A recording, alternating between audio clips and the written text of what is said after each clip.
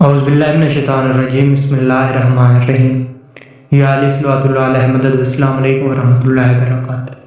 سامعین محترم، آج کا ہمارا ٹاپک مذہب شیعہ کی تاریخ ہے۔ تو اہل لغت نے شیعہ کا معنی پیروکار اور مددگار لکھا ہے، اور یہی معنی زیادہ واضح اور مشہور ہے، اور جب بھی کوئی قرینہ نہ ہو تو یہی معنی مراد لیا جائے گا، جس طرح اہل لغت اور مفسرین نے بھی اسی معنی کو بیان کیا ہے۔ اس کے علاوہ مذہب شیعہ کی اصطلاح میں معنی علامہ شہرستانی لکھتے ہیں کہ شیعہ اصطلاح میں اسے کہتے ہیں جو حضرت علی علیہ السلام کی پیروی کرے اور انہیں رسول خدا کا وصی مانے۔ ان کے علاوہ علامہ میر سید شریف جرجانی لکھتے ہیں شیعہ اسے کہتے ہیں جو حضرت علی علیہ السلام کی پیروی کرے اور انہیں رسول خدا کا وصی مانے اور ان کی ذریت میں سے 11 اماموں کی پیروی کرے۔ ان کے علاوہ علامہ طباطبائی شیعہ کی تعریف میں لکھتے ہیں جو پیغمبر اکرم کی جانشینی کو ان کے خاندان سے مختص جانے اور معارف اسلام میں مذہب اہل بیت کی پیروی کرتا ہو۔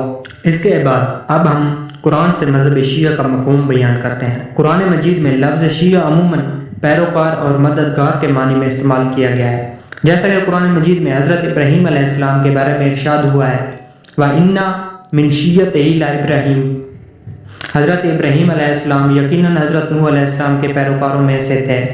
یہاں پر حضرت ابراہیم علیہ السلام کو حضرت نوح علیہ السلام کا شیعہ کہا گیا ہے، حالانکہ حضرت ابراہیم علیہ السلام حضرت نوح علیہ السلام کی شریعت کی پیروی نہیں کرتے تھے، بلکہ ان کی اپنی شریعت تھی اور آپ ایک اولو العزم نبی تھے۔ اسی طرح قرآن مجید میں سورہ قصص میں بھی ارشاد ہے کہ حضرت موسیٰ علیہ السلام جب شہر میں داخل ہوئے تو وہاں 2 آدمیوں کو لڑتے پایا، ایک ان کے شیعوں میں سے تھا اور دوسرا ان کے دشمنوں میں سے تھا۔ تو جو شخص ان کے شیعوں میں سے تھا اس نے اپنے دشمن کے مقابلے میں حضرت موسیٰ علیہ السلام کو مدد کے لیے پکارا۔ یہاں پر بنی اسرائیل میں سے جس شخص نے حضرت موسیٰ علیہ السلام سے مدد مانگی اسے حضرت موسیٰ علیہ السلام کا شیعہ کہا گیا ہے۔ تو نتیجتاً لفظ شیعہ لغت، اصطلاح اور قرآن مجید کی روشنی میں پیروکار، مددگار اور دوست کے معنی میں استعمال ہوا ہے۔ اس لیے امیر المومنین حضرت علی علیہ السلام کے زمانے میں ان کے ماننے والوں کو شیعان علی کہا جاتا تھا۔ اب اس کے بعد ہم دیکھتے ہیں کہ مذہب شیعہ کا وجود کب سے ہے۔ تو بعض مورخین لکھتے ہیں کہ شیعہ مذہب کی تاسیس سقیفہ کے دن سے شروع ہوئی، اور بعض مورخین کہتے ہیں کہ مذہب شیعہ کی تاسیس حضرت عثمان کی خلافت کے دوران ہوئی، اور بعض مورخین کا کہنا ہے کہ شیعہ مذہب کی تاسیس عثمان کے قتل کے بعد ہوئی، اور کچھ مورخین لکھتے ہیں کہ مذہب شیعہ کی تاسیس حضرت علی علیہ السلام کی شہادت کے بعد ہوئی، لیکن زیادہ تر محققین اس بات کے قائل ہیں کہ شیعہ مذہب کی بنیاد رسول خدا کے زمانے میں رکھی گئی، اور یہی قول درست ہے۔ لہٰذا اب ہم یہاں اس قول کے اثبات پر چند دلیلیں پیش کرتے ہیں، اور اس قول کو اہل سنت کے بعض علماء نے بھی قبول کیا ہے۔ جس طرح اہل سنت کے بزرگ عالم دین محمد کارد علی لکھتے ہیں کہ رسول خدا کے اصحاب میں سے بعض اصحاب حضرت علی علیہ السلام کے مشہور شیعہ تھے۔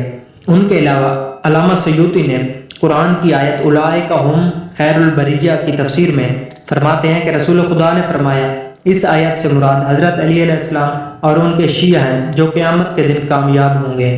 دوسری روایت میں رسول خدا نے حضرت علی علیہ السلام سے فرمایا یا علی، تم اور تمہارے شیعہ مقام کوثر پر مجھ سے ملاقات کرو گے اور تم وہاں سے پانی پیو گے اور تمہارے دشمن پیاسے ہوں گے۔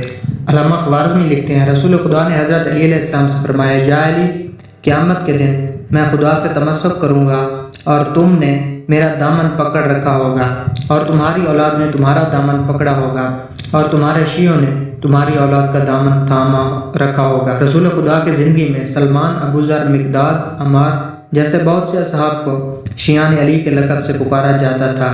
علماء اہل سنت کی ان تمام روایات سے ثابت ہوتا ہے کہ شیعہ کا عنوان رسول خدا کی زندگی میں حضرت علی علیہ السلام کے پیروکاروں پر صادق تھا، اور ان کے پیروکاروں کو ہی شیعہ کہا جاتا تھا، اور اس سلسلے میں علماء اہل سنت اور علماء شیعہ کی بہت سی روایات سے ثابت کیا جا چکا ہے۔